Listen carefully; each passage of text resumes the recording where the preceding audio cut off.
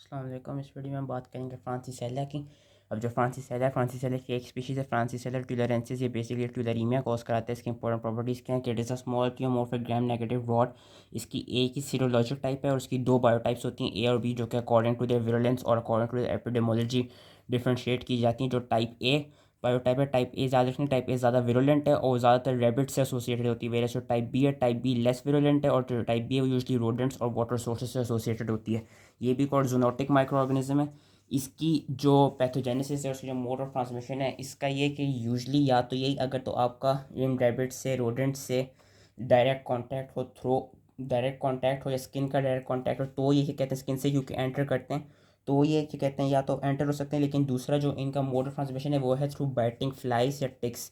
ये जो biting flies और जो टिक्स होते हैं यूजली इन एनिमल्स को जाके इन्फेक्ट कर रहे होते हैं, इन एनिमल्स पे बाइट कर रहे होते हैं। और अगर यही बाइटिंग फ्लाइज और यही टिक्स आके ह्यूमन को बाइट कर दें या ह्यूमन को, क्योंकि ये एज अ वेक्टर के तौर पर ऐड कर रहे होते हैं, तो ये जब ह्यूमंस को जाके बाइट करते हैं तो वहाँ से फिर ये जो माइक्रो ऑर्गेनिज्म है जो कि फ्रांसिसेला है उसको फिर ह्यूमंस के अंदर एक तरफ से इंजेक्ट कर देते हैं। तो बाइटिंग फ्लाई जो टिक्स से होते हैं, इसमें जो टिक का नाम है डर्मासेंटर टिक, वो याद रखने की जरूरत नहीं है। इसका याद रखने की ह्यूमंस यूजली एंड में क्या कहते हैं, they acquire the infection most of by being bitten by the vector और by having the skin contact with the animal, जो कि मैंने अभी बताया। तो और इसका याद रखना था कि इस ये भी जस्ट लाइक ब्रूसेला, ये जो ऑर्गेनिज्म है जब एंटर करता है थ्रू स्किन, तो ये करता है कि ये वही रेटिकुलर एंडोथेलियल सिस्टम जो वहीं पर जाकर लोकलाइज करते हैं। लेकिन इसका याद रखना है कि जो ट्यूलरीमिया जो डिजीज़ करा रहा है, इसमें बेसिकली जिस जगह से ये इन्फेक्ट हो रहा होगा या जिस जगह से ये एक तरफ से एंटर हो रहा होगा, वहाँ पे उस स्किन की जगह पे एक अल्सर बढ़ जाएगा। कि इसकी ये एक तरह से कैरेक्टरिस्टिक फीचर ये कि it forms ulcer on the site of its infection.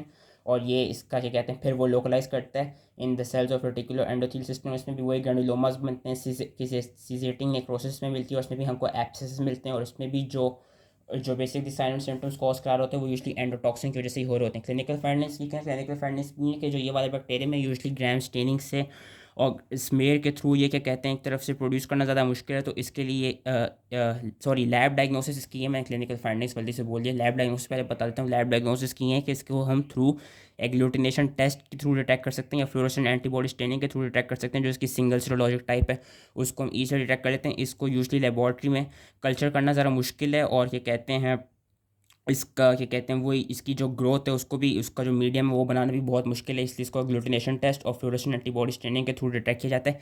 Clinical findings की है कि क्लिनिकल फाइंडिंग जो है वो या तो it can be either sudden, जिसमें जो ऑनसेट होगा वो बिल्कुल इन्फ्लुएंजा लाइक सिंड्रोम की तरह होगा, या इट कैन बी प्रोलॉन्ग में जो ऑनसेट होगा वो होगा बिल्कुल लो ग्रेड फीवर की तरह और एडिनोपैथीज की तरह। इसमें जो मोस्ट कॉमनली क्लिनिकल फाइंडिंग देखी जाती है जो कि याद रखनी है वो है अल्सरोग्लैंडुलर।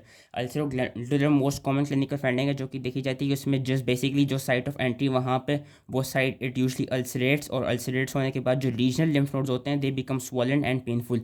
अल्सरोग्लैंडुलर के अलावा और कौन कौन सी क्लिनिकल फाइंडिंग मिल सकती हैं हमको, ग्लैंडुलर मिल सकती हैं, ऑकुलो ग्लैंडुलर मिल सकती हैं, टाइफॉइडल, गैस्ट्रोइंटेस्टाइनल और पल्मोनरी मिल सकती है। लेकिन जो मोस्ट इंपॉर्टेंट है वो है अल्सरोग्लैंडुलर। इसकी ट्रीटमेंट और प्रिवेंशन क्या है, इसकी ट्रीटमेंट के लिए याद रखना है हमको सिर्फ स्ट्रेप्टोमाइसिन। और जो इसकी प्रिवेंशन इसकी याद रखने की प्रिवेंशन इसके लिए एक तो प्रिवेंशन यही है कि हम जो बाइटिंग टिक्स हैं और जो फ्लाइज हैं उनसे बाइट को अवॉइड किया जाए, और दूसरी यही कि जिन एनिमल से कांटेक्ट अवॉइड किया जाए।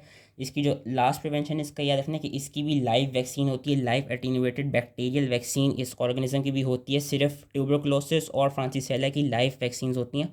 तो ये याद रखना है कि इस माइक्रो ऑर्गेनिज्म की भी लाइव एटीन्यूएटेड बैक्टीरियल वैक्सीन होती है। वो यूजली दी किन लोगों को जाती है, उन लोगों को दी जाती है जिस तरह इन्होंने यहाँ पे एग्जांपल दी हुई है, जो फर ट्रैपर्स होते हैं, जिन पीपल का बेसिकली रेबिट्स या रोडेंट से ज़्यादा एक्सपोजर होता है, उन पेशेंट्स को या उन पीपल को यह वैक्सीन दी जाती है। तो उसकी प्रिवेंशन याद रखनी थी कि बस लाइव एटीन्यूएटेड बैक्टीरियल वैक्सीन दी जाती है। और उसके अलावा इन अगर हम जो ये एनिमल्स हैं इनसे अपना एक्सपोजर कम करें तो उसके थ्रू भी हम प्रिवेंट कर सकते हैं ट्यूलरीमिया को। So that was all related to Francisella. I hope easily समझ में आ गया एंड थैंक यू।